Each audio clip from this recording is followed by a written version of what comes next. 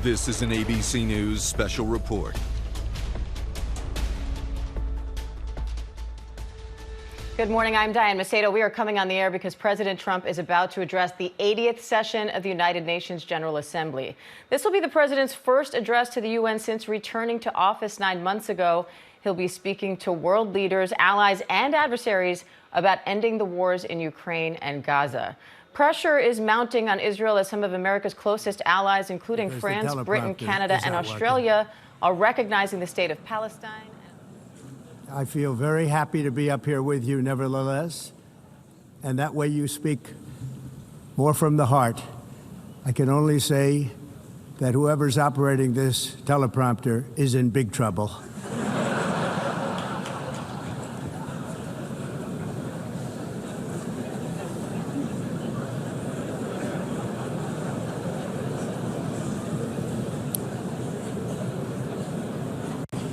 Hello, Madam First Lady.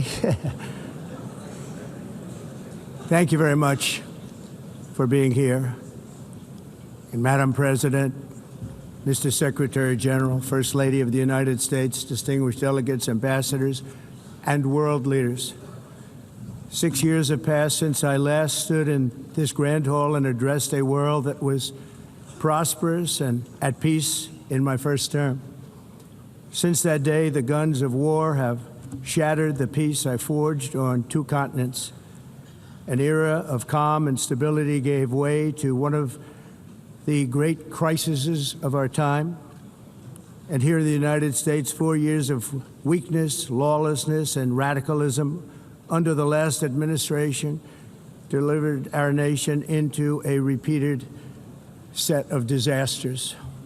1 year ago, our country was in deep trouble, but today, just 8 months into my administration, we are the hottest country anywhere in the world, and there is no other country even close. America is blessed with the strongest economy, the strongest borders, the strongest military, the strongest friendships, and the strongest spirit of any nation on the face of the earth. This is indeed the golden age of America. We are rapidly reversing the economic calamity we inherited from the previous administration, including ruinous price increases and record-setting inflation like we've never had before. Under my leadership, energy costs are down, gasoline prices are down, grocery prices are down, mortgage rates are down, and inflation has been defeated. The only thing that's up is the stock market, which just hit a record high. In fact, it hit a record high 48 times in the last short period of time. Growth is surging, manufacturing is booming. The stock market, as I said, is doing better than it's ever done, and all of you in this room benefit by that. Almost everybody. And importantly, workers' wages are rising at the fastest pace in more than 60 years. And that's what it's all about, isn't it? In 4 years of President Biden, we had less than $1 trillion of new investment into the United States. In just 8 months since I took office, we have secured commitments and money already paid for $17 trillion. Think of it, 4 years, less than $1 trillion, 8 months, much more than $17 trillion is being invested in the United States, and it's now pouring in from all parts of the world. We've implemented the largest tax cuts in American history and the largest regulation cuts in American history, making this once and again the best country on earth to do business. And many of the people in this room are investing in America, and it's turned out to be an awfully good investment during this 8-month period. In my first term, I built the greatest economy in the history of the world. We had the best economy ever, history of the world. And I'm doing the same thing again, but this time it's actually much bigger and even better. The numbers far surpass my record-setting first term. On our southern border, we have successfully repelled a colossal invasion And for the last 4 months, and that's 4 months in a row, the number of illegal aliens admitted and entering our country has been 0. Hard to believe, because if you look back just a year ago, it was millions and millions of people pouring in from all over the world, from prisons, from mental institutions, drug dealers. All over the world they came. They just poured into our country with the ridiculous open border policy of the Biden administration. Our message is very simple. If you come illegally into the United States, you're going to jail, or you're going back to where you came from, or perhaps even further than that. You know what that means. I want to thank the country of El Salvador for the successful and professional job they've done in receiving and jailing so many criminals that entered our country. And it was under the previous administration that the number became record-setting, and they're all being taken out. We have no choice. And other countries have no choice, because other countries are in the exact same situation with immigration. It's destroying your country, and you have to do something about it. On the world stage, America is respected again like it has never been respected before. You think about 2 years ago, 3 years ago, 4 years ago, or 1 year ago, we were a laughingstock all over the world. At the NATO summit in June, virtually all NATO members formally committed to increase defense spending, at my request, from 2% to 5% of GDP, making our alliance far stronger and more powerful than it was ever before. In May, I traveled to the Middle East to visit my friends and rebuild our partnerships in the Gulf and those valued relationships with Saudi Arabia, Qatar, and the UAE, and other countries are now, I believe, closer than ever before. My administration has negotiated one historic trade deal after another, including with the United Kingdom, the European Union, Japan, South Korea, Vietnam, Indonesia, the Philippines, Malaysia, and many, many others. Likewise, in a period of just 7 months, I have ended 7 unendable wars. They said they were unendable. You're never going to get them solved. Some were going for 31 years, 2 of them, 31, think of it, 31 years. One was 36 years. One was 28 years. I ended 7 wars. And in all cases, they were raging with countless thousands of people being killed. This includes Cambodia and Thailand, Kosovo and Serbia, the Congo and Rwanda, a vicious, violent war that was, Pakistan and India, Israel and Iran, Egypt and Ethiopia, and Armenia and Azerbaijan. It included all of them. No president or prime minister, and for that matter, no other country has ever done anything close to that. And I did it in just 7 months. It's never happened before. There's never been anything like that. I'm very honored to have done it. It's too bad that I had to do these things instead of the United Nations doing them. And sadly, in all cases, the United Nations did not even try to help in any of them. I ended 7 wars, dealt with the leaders of each and every one of these countries, and never even received a phone call from the United Nations offering to help in finalizing the deal. All I got from the United Nations was an escalator that on the way up stopped right in the middle. If the First Lady wasn't in great shape, she would have fallen, but she's in great shape. We're both in good shape. We both stood. And then a teleprompter that didn't work. These are the 2 things I got from the United Nations, a bad escalator and a bad teleprompter. Thank you very much. And by the way, it's working now. It just went on. Thank you. I think I should just do it the other way. It's easier. Thank you very much. I didn't think of it at the time because I was too busy working to save millions of lives that is the saving and stopping of these wars. But later I realized that the United Nations wasn't there for us. They weren't there. I thought of it really after the fact, not during these negotiations, which were not easy.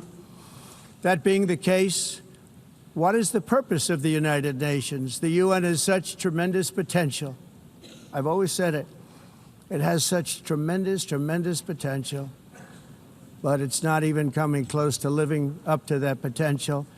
For the most part, at least for now, all they seem to do is write a really strongly worded letter and then never follow that letter up.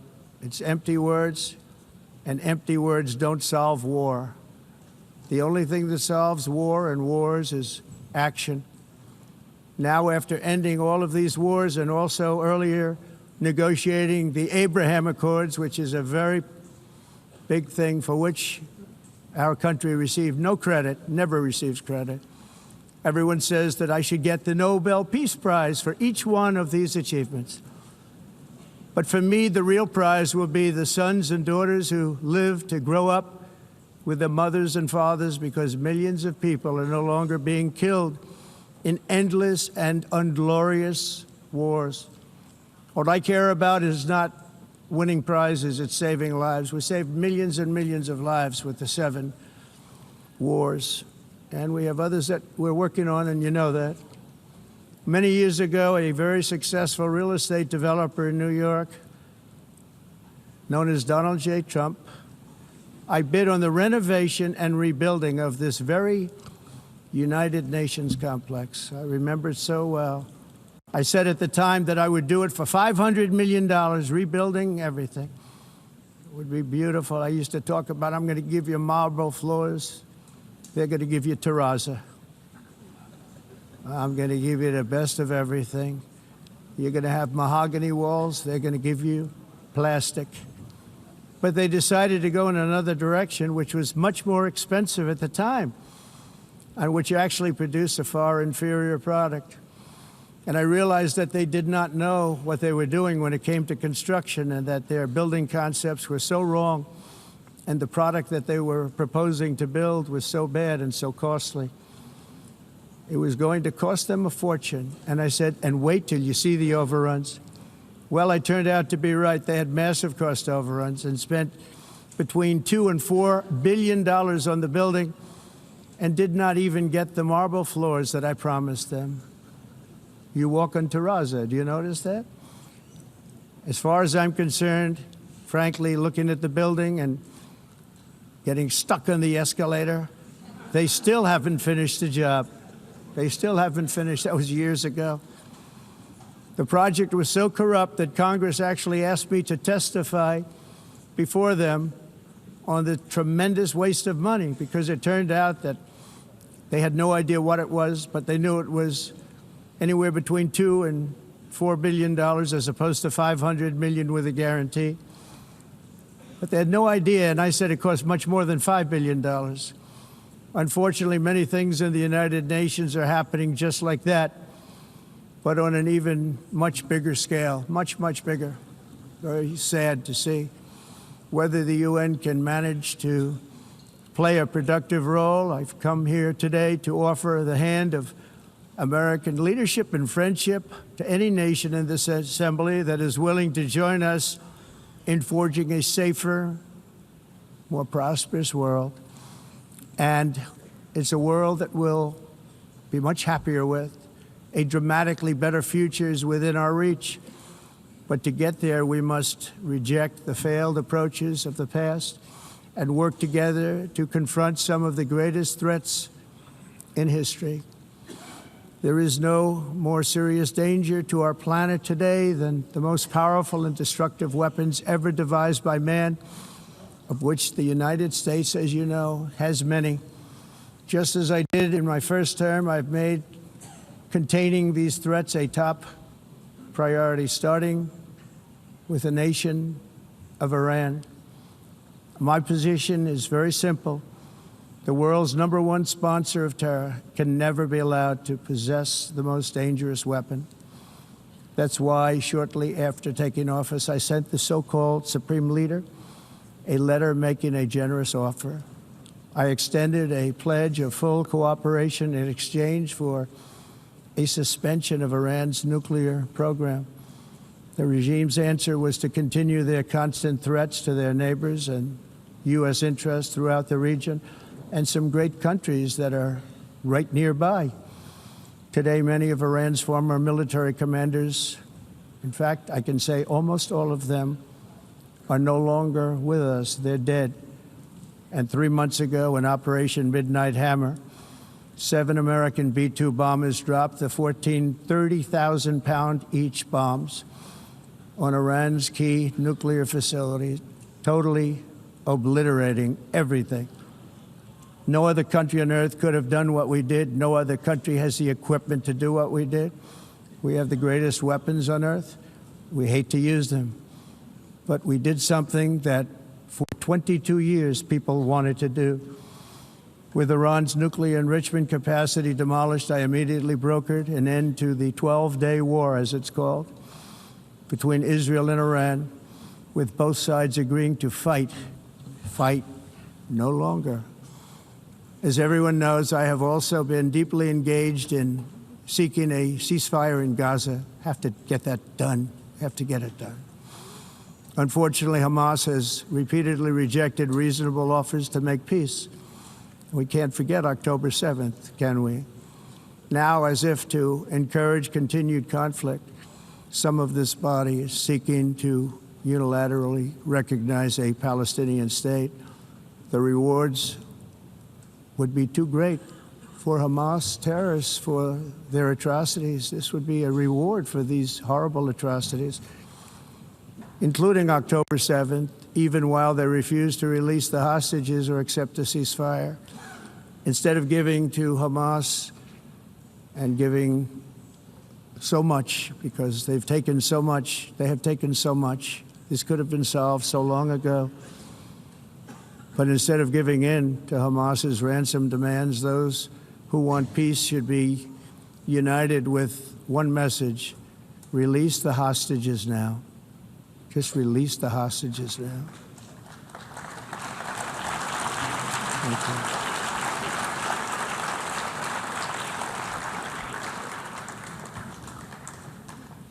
Thank you. As we have got to come together, and we will come together, got to get it done. We have to stop the war in Gaza immediately. We have to stop it. We have to get it done. We have to negotiate, immediately have to negotiate peace. We got to get the hostages back. We want all 20 back. We don't want 2 and 4. As you know, I got, along with Steve Witkoff and others that helped us, Marco Rubio, we got most of them back. We were involved in all of them. But I always said the last 20 are going to be the hardest, and that's exactly what happened. We have to get them back now. We don't want to get back 2, and then another 2, and then 1, and then 3. Have this process. No, we want them all back, and we want the actually 38 dead bodies back, too. Those parents came to me, and they want them back, and they want them back very quickly and very badly. As though they were alive, they want them. They want them every bit as much as if their son or daughter were alive. I've also been working relentlessly, stopping the killing in Ukraine. I thought that would be, of the 7 wars that I stopped, I thought that would be the easiest because of my relationship with President Putin, which had always been a good one. I thought that was going to be the easiest one. But, you know, in war, you never know what's going to happen. There are always lots of surprises, both good and bad. Everyone thought Russia would win this war in 3 days. But it didn't work out that way. It was supposed to be just a quick little skirmish. It's not making Russia look good. It's making them look bad. No matter what happens from here on out, this was something that should have taken a matter of days, certainly less than a week. And they've been fighting for 3.5 years and killing anywhere from 5,000 to 7,000 young soldiers, mostly soldiers, on both sides, every single week, from 5,000 to 7,000 dead young people, and some in cities, much smaller numbers, where rockets are shot, where drones are dropped. This war would never have started if I were president. This was a war that should have never happened. It shows you what leadership is, what bad leadership can do to a country. Look what happened to the United States, and look where we are right now in just a short period of time. The only question now is how many more lives will be needlessly lost on both sides. China and India are the primary funders of the ongoing war by continuing to purchase Russian oil. But inexcusably, even NATO countries have not cut off much Russian energy and Russian energy products, which, as you know, I found out about 2 weeks ago, and I wasn't happy. Think of it. They're funding the war against themselves. Who the hell ever heard of that one? In the event that Russia is not ready to make a deal to end the war, then the United States is fully prepared to impose a very strong round of powerful tariffs, which would stop the bloodshed, I believe, very quickly. But for those tariffs to be effective, European nations, all of you are gathered here right now, would have to join us in adopting the exact same measures. I mean, you're much closer to this. We have an ocean in between. You're right there. And Europe has to step it up. They can't be doing what they're doing. They're buying oil and gas from Russia while they're fighting Russia. It's embarrassing to them, and it was very embarrassing to them when I found out about it, I can tell you that. They have to immediately cease all energy purchases from Russia. Otherwise, we're all wasting a lot of time. So I'm ready to discuss this. We're going to discuss it today with the European nations, all gathered here. I'm sure they're thrilled to hear me speak about it, but that's the way it is. I like to speak my mind and speak the truth. As we seek to reduce the threat of dangerous weapons today, I'm also calling on every nation to join us in ending the development of biological weapons once and for all. And biological is terrible, and nuclear is even beyond, and we include nuclear in that. We want to have a cessation of the development of nuclear weapons. We know, and I get to view it all the time. Sir, would you like to see? And I look at weapons that are so powerful that we just can't ever use them. If we ever use them, the world literally might come to an end. There would be no United Nations to be talking about. There would be no nothing. Just a few years ago, reckless experiments overseas gave us a devastating global pandemic.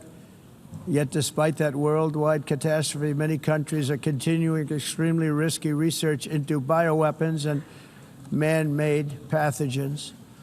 This is unbelievably dangerous.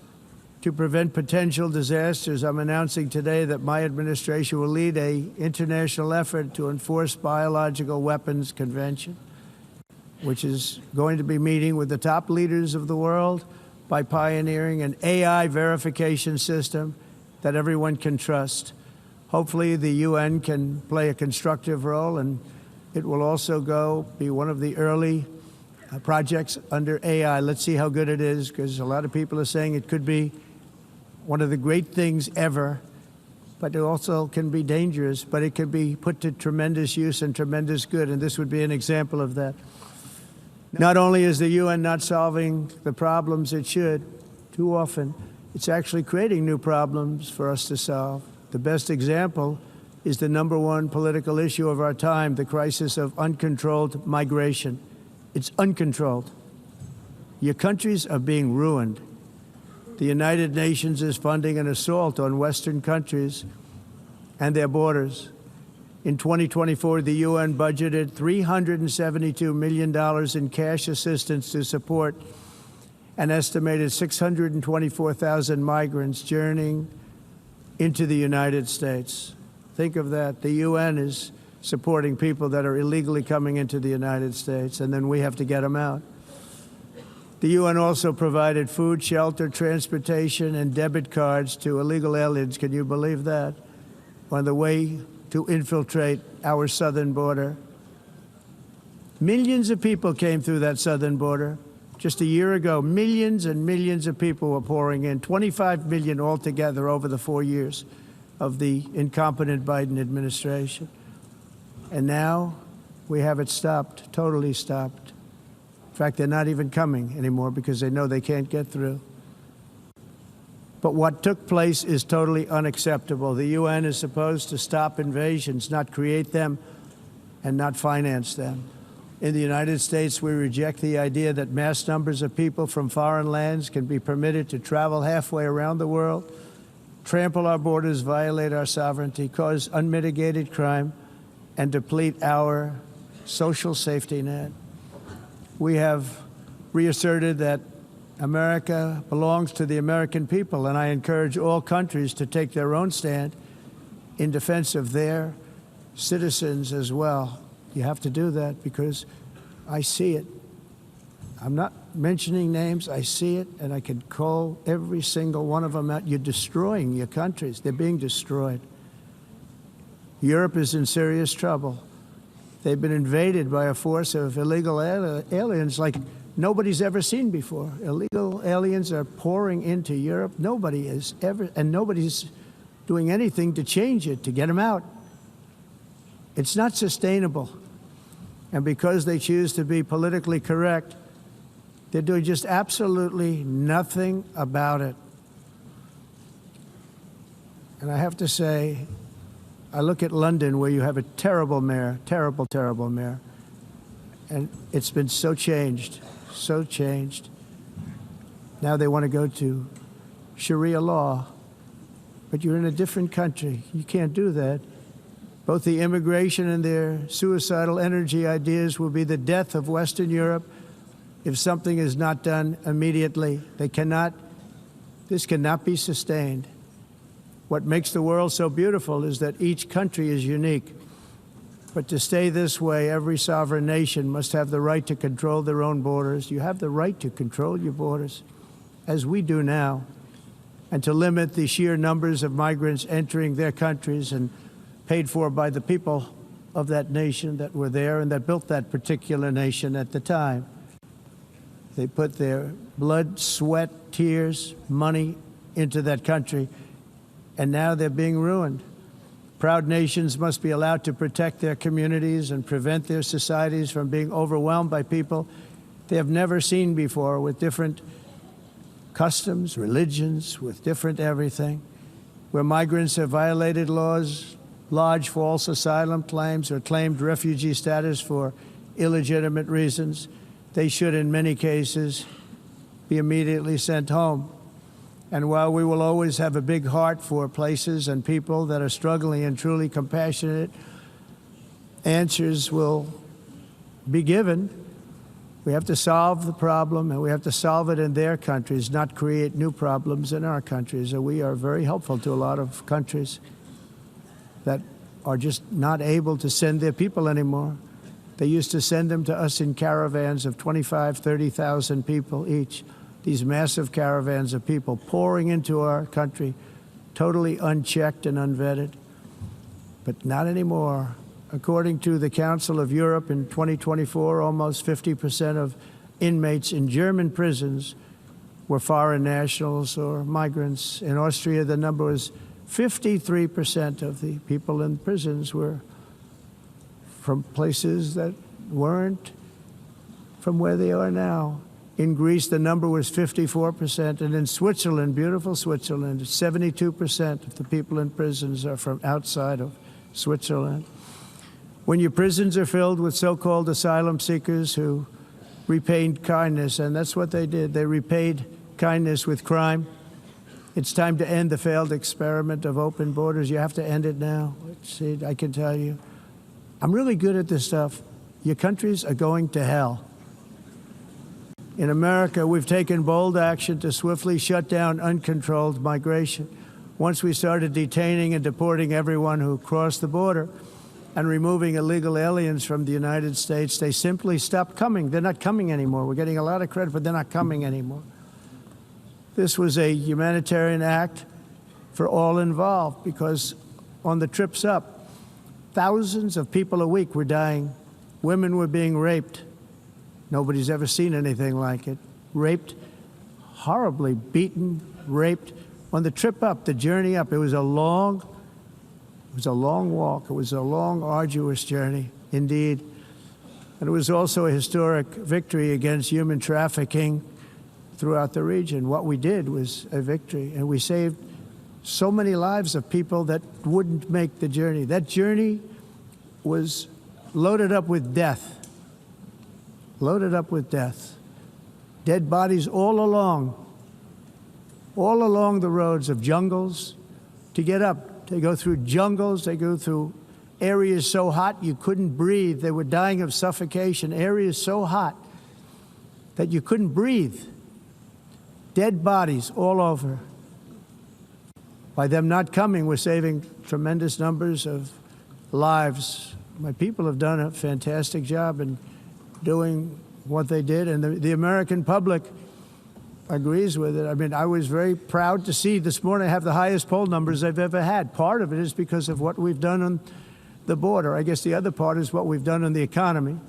Joe Biden's policies empowered murderous gangs, human smugglers, child traffickers, drug cartels, and prisoners from all over the world.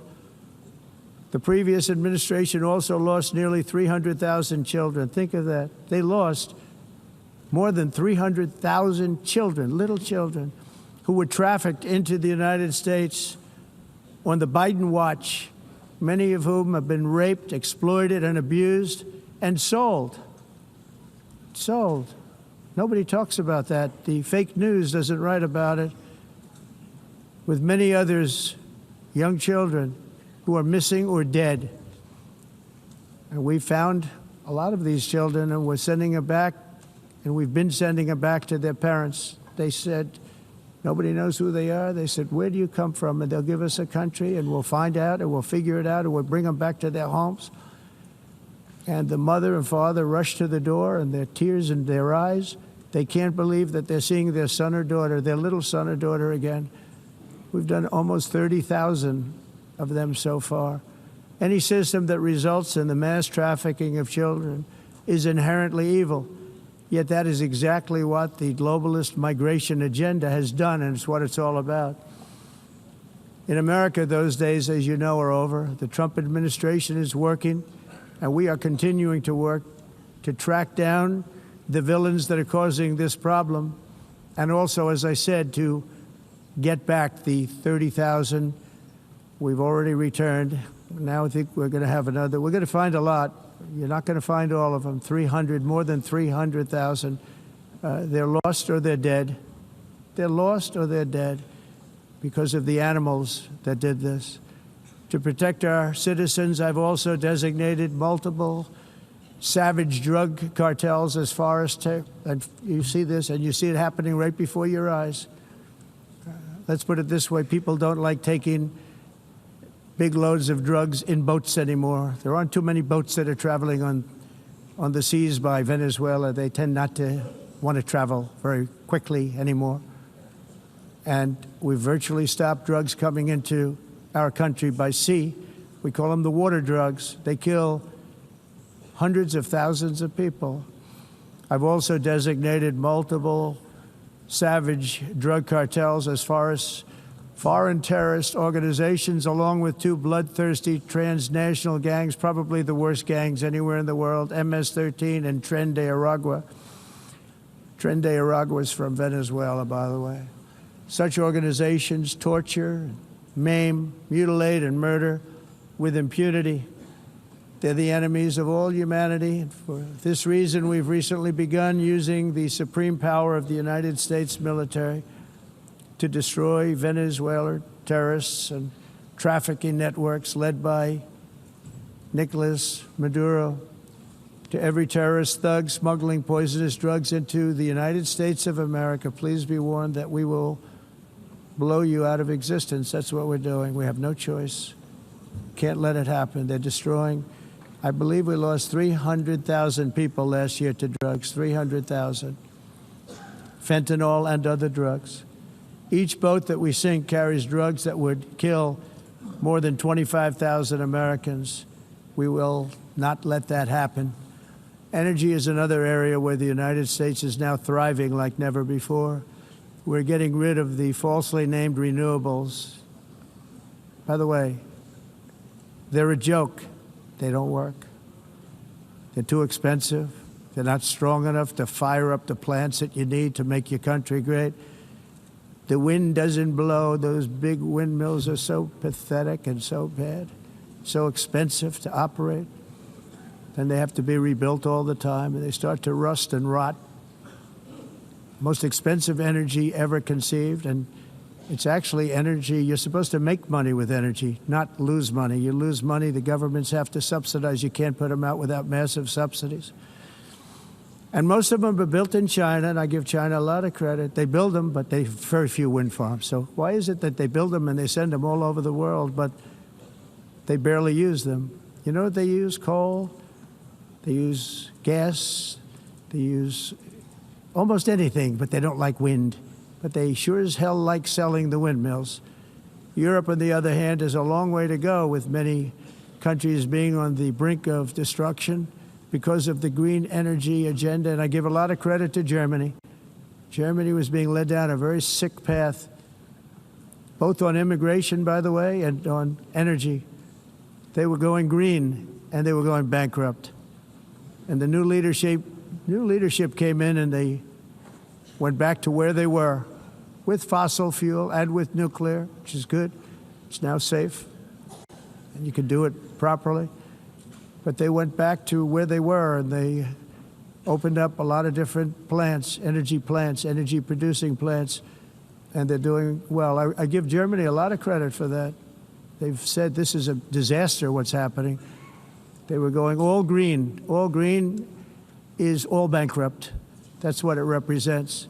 And it's not politically correct. I'll be very badly criticized for saying it, but I'm here to tell the truth. I don't care. It doesn't matter to me. I'm in New York City. I'm feeling a lot safer. Crime, we're getting crime down. And by the way, speaking of crime, Washington, D.C. Washington, D.C. was the crime capital of America. Now it's after 12 days, it's a totally safe city. Everyone's going out to dinner. They're going out to restaurants. Your wife can walk down the middle of the street with or without you. Nothing's going to happen. My people have done a fantastic job. And yes, I called in the National Guard, and the National Guard took care of business. And they weren't politically correct, but they took care of business. We got 1,700 career criminals out, brought them back to where they came from, the countries where they came from, or put them in jails. Washington, D.C. is now a totally safe city again, and I welcome you to come. In fact, we'll have dinner together at a local restaurant, and we'll be able to walk. We don't have to go by an armor-plated vehicle. We'll walk right over there from the White House. They've given up their powerful edge, a lot of the countries that we're talking about, in oil and gas, such as essentially closing the great North Sea oil. Oh, the North Sea, I know it so well. Aberdeen was the oil capital of Europe, and there's tremendous oil that hasn't been found in the North Sea. Tremendous oil. And I was with the Prime Minister I respect and like a lot, and I said, you're sitting with the greatest asset. They essentially closed it by making it so highly taxed that no developer, no oil company can go there. They have tremendous oil left, and more importantly, they have tremendous oil that hasn't even been found yet. And what a tremendous asset for the United Kingdom. And I hope the Prime Minister is listening, because I told it to him 3 days in a row. That's all he heard. North Sea oil, North Sea, because I want to see them do well. I want to stop seeing them ruining that beautiful Scottish and English countryside with windmills and massive solar panels that go 7 miles by 7 miles, taking away farmland. But we're not letting this happen in America. In 1982, the executive director of the United Nations Environmental Program predicted that by the year 2000, climate change would cause a global catastrophe. He said that it will be irreversible, as any nuclear holocaust would be. This is what they said at the United Nations. What happened? Here we are. Another UN official stated in 1989 that within a decade, entire nations could be wiped off the map by global warming. Not happening. You know, it used to be global cooling. If you look back years ago in the 1920s and the 1930s, they said, global cooling will kill the world. We have to do something. Then they said global warming will kill the world. But then it started getting cooler. So now they could just call it climate change, because that way they can't miss. It's climate change. Because if it goes higher or lower, whatever the hell happens, there's climate change. It's the greatest con job ever perpetrated on the world, in my opinion. Climate change, no matter what happens, you're involved in that. No more global warming, no more global cooling. All of these predictions made by the United Nations and many others, often for bad reasons, were wrong. They were made by stupid people that have cost their countries fortunes and given those same countries no chance for success.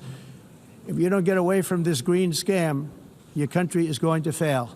And I'm really good at predicting things, you know. They actually said during the campaign they had a hat, the best-selling hat. Trump was right about everything. And I don't say that in a braggadocious way, but it's true. I've been right about everything. And I'm telling you that if you don't get away from the green energy scam, your country is going to fail. And if you don't stop people that you've never seen before, that you have nothing in common with, your country is going to fail. I'm the president of the United States, but I worry about Europe. I love Europe. I love the people of Europe. And I hate to see it being devastated by energy and immigration. This double-tailed monster destroys everything in its wake, and they cannot let that happen any longer. You're doing it because you want to be nice. You want to be politically correct, and you're destroying your heritage. They must take control strongly and immediately of the unmitigated immigration disaster and the fake energy catastrophe before it's too late. The carbon footprint is a hoax made up by people with evil intentions, and they're heading down a path of total destruction. You know, the carbon footprint was a big, big thing a few years ago. I remember hearing about the carbon footprint, and then President Obama would get into Air Force One, a massive Boeing 747, and not a new one, an old one with old engines that spew everything into the atmosphere. He'd talk about the carbon footprint, we must do so. Then he'd get in and he'd fly from Washington to Hawaii to play a round of golf. And then he'd get back onto that big, beautiful plane and he'd fly back and he'd talk about, again, global warming and the carbon footprint. It's a con job. At extreme cost and expense, Europe reduced its own carbon footprint by 37%. Think of that. Congratulations, Europe. Great job. You cost yourself a lot of jobs, a lot of factories closed, but you reduced the carbon footprint by 37%. However, for all of that sacrifice and much more, it's been totally wiped out and then some by a global increase of 54%. Much of it coming from China and other countries that are thriving around China, which now produces more CO2 than all the other developed nations in the world. So all of these countries are working so hard on the carbon footprint, which is nonsense, by the way. It's nonsense. You know, it's interesting.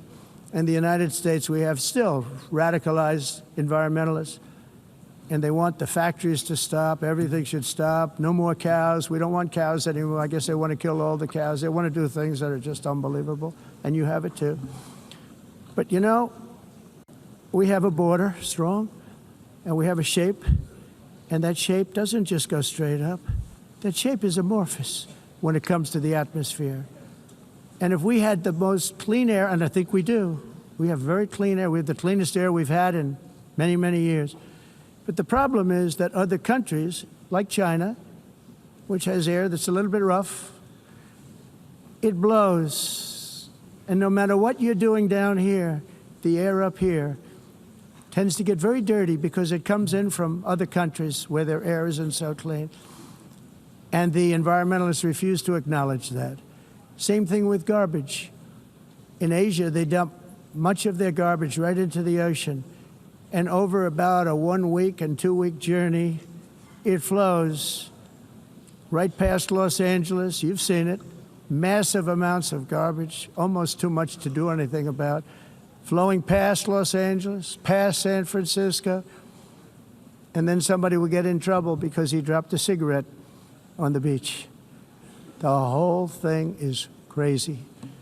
The primary effect of these brutal green energy policies has not been to help the environment, but to redistribute manufacturing and industrial activity from developed countries that follow the insane rules that are put down to polluting countries that break the rules and are making a fortune. They're making a fortune. European electricity bills are now 4 to 5 times more expensive than those in China, and 2 to 3 times higher than the United States. And our bills are coming way down. You probably see that our gasoline prices are way down. You know, we have an expression, drill, baby, drill, and that's what we're doing. We're going to be much lower in a year from now. But they've come way down over the last year. As a result, every air conditioner is like very uncommon to see one in some of these countries because the electric costs are so high.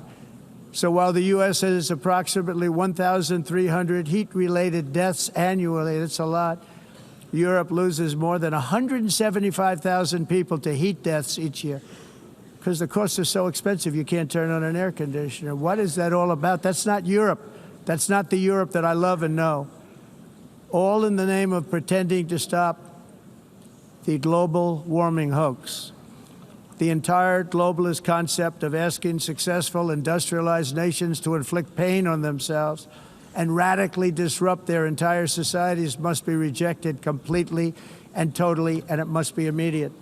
That's why in America I withdrew from the fake Paris Climate Accord, where, by the way, America was paying so much more than every country.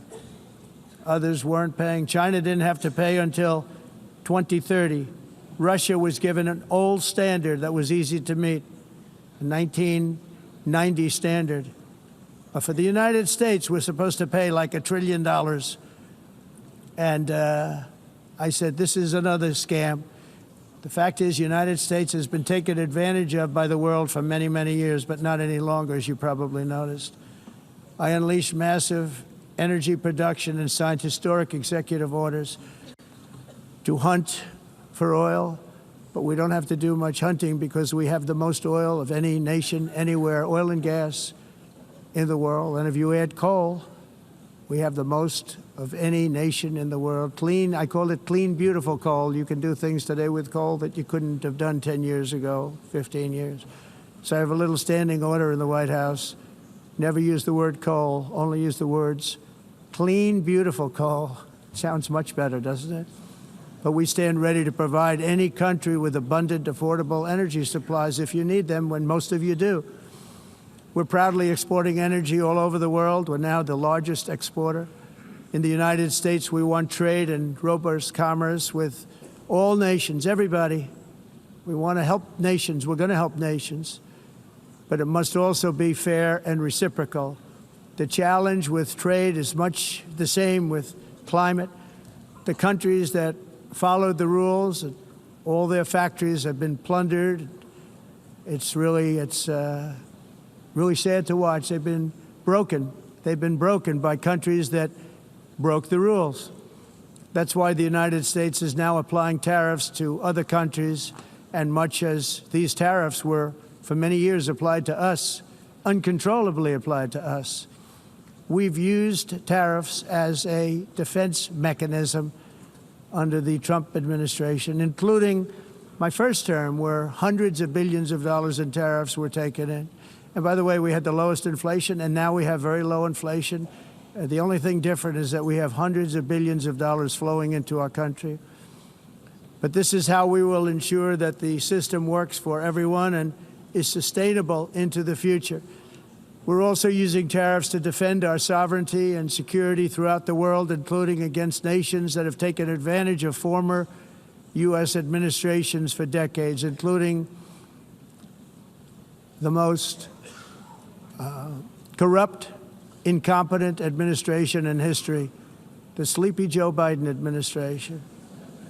Brazil now faces major tariffs in response to its unprecedented efforts to interfere in the rights and freedoms of our American citizens and others, with censorship, repression, weaponization, judicial corruption, and targeting of political critics in the United States. I have a little problem saying this because I must tell you, I was walking in and the leader of Brazil was walking out. We saw him and I saw him, he saw me, and we embraced. And then I'm saying, can you believe I'm going to be saying this in just 2 minutes? But we actually agreed that we would meet next week. We didn't have much time to talk, like about 20 seconds. They were in retrospect, I'm glad I waited because this thing didn't work out too well. But we did talk. We had a good talk, and we agreed to meet next week, if that's of interest. But he seemed like a very nice man, actually. He liked me, I liked him. But if you, and I only do business with people I like. When I don't like them, I don't like them. But we had, at least for about 39 seconds, we had excellent chemistry. It's a good sign. But also in the past, Brazil, can you believe this, unfairly tariffed our nation, but now because of our tariffs, we are hitting them back, and we're hitting them back very hard. As president, I will always defend our national sovereignty and the rights of American citizens. So I'm very sorry to say this, that Brazil is doing poorly and will continue to do poorly. They can only do well when they're working with us. Without us, they will fail, just as others have failed. It's true. Next year, the United States will celebrate the 250th anniversary of our glorious independence, a testament to enduring power and American freedom and spirit. We will also be proudly hosting the 2026 FIFA World Cup, and shortly thereafter, the 2028 Olympics, which is going to be very exciting. I hope you all come. I hope that countless people from all over the globe will take part of these will be great celebrations of liberty and human achievement, and that together we all can rejoice in the miracles of history that began in July 4th, 1776, when we founded the light to all nations. And it's something really that an amazing thing came out of that date. It's called the United States of America.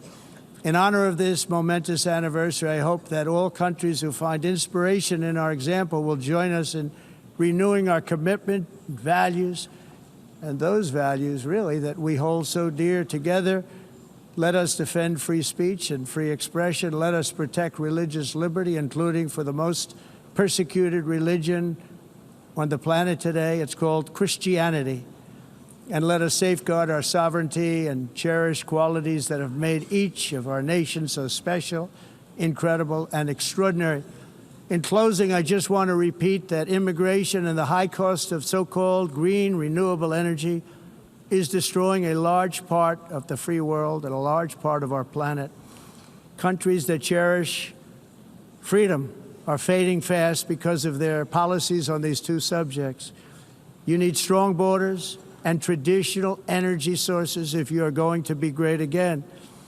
Whether you have come from north or south, east or west, near or far, every leader in this beautiful hall today represents a rich culture, a noble history, and a proud heritage that makes each nation majestic and unique, unlike anything else in human history or any other place on the face of the earth. From London to Lima, from Rome to Athens, from Paris to Seoul, from Cairo to Tokyo and Amsterdam to right here in New York City, we stand on the shoulders of the leaders and legends, generals and giants, heroes and titans who won and built our beloved nations, all of our nations, with their own courage, strength, spirit, and skill. Our ancestors climbed mountains, conquered oceans, crossed deserts, and trekked over wide open plains. They charged into thunderous battles, plunged into grave dangers, and they were soldiers and farmers and workers and warriors and explorers and patriots. They built towns into cities, tribes into kingdoms, ideas into industries, and small islands into mighty empires. You're a part of all of that. They were champions for their people who never gave up and who never, ever gave in. Their values defined our national identities. Their visions forged our magnificent destiny. Everybody in this room is a part of it in your own way. Each of us inherits the deeds and the myths, the triumphs, the legacies of our own heroes and founders who so bravely showed us the way. Our ancestors gave everything for homelands that they defended with pride, with sweat, with blood, with life, and with death. Now the righteous task of protecting the nations that they built belongs to each and every one of us. So together, let us uphold our sacred duty to our people and to our citizens. Let us protect their borders, ensure their safety, preserve their cultures, treasure, and traditions, and fight, fight, fight for their precious dreams and their cherished freedoms.